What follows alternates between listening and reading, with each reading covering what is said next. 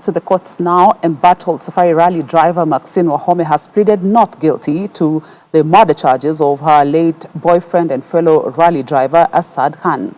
According to Maxine, who made a virtual appearance before Justice Lillian Mutende for the court hearings today, the late Asad inflicted life-ending injuries on himself, and while narrating the events of the fateful day which led to her arrest in December last year, Maxine claimed that Asad woke her up violently and ordered her to leave his house. She stated that Asad injured himself and managed to take himself to hospital. Maxine, through her lawyer Philip Murgor, however, said she will attend all court sessions diligently and further asked the court to release her on bail. The prosecution has asked the court to remand her at the Langata Women's Prison ahead of the bail hearings on Tuesday next week.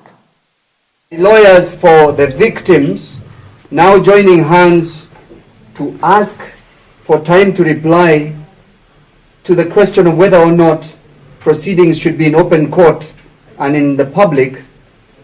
You can see nothing more than delay, delay, and more delay. Having said that, anyway, I have consulted with my colleagues, and I am advised to remind the court politely that there is an application for bail pending trial. Filed on 7th. Served on 7th. Which has been responded to.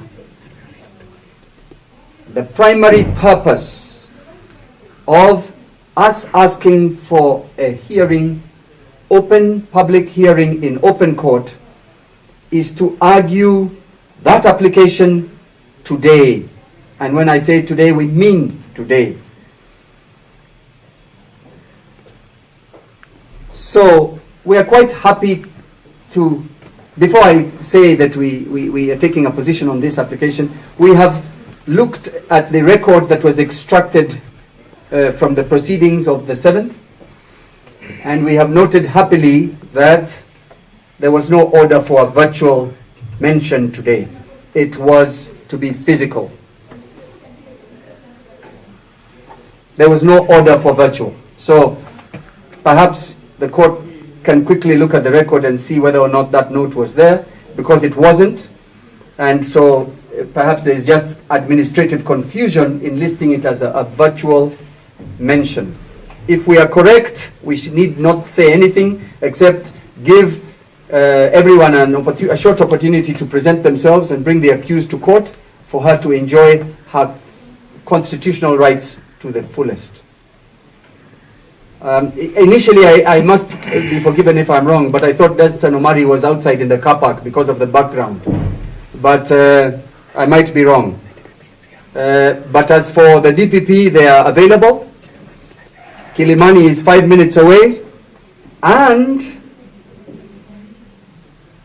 Danstan Omari and his team have no right of participation without leave.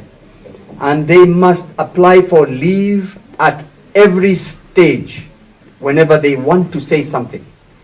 In this case, they haven't applied for leave. They have no right to put in an affidavit.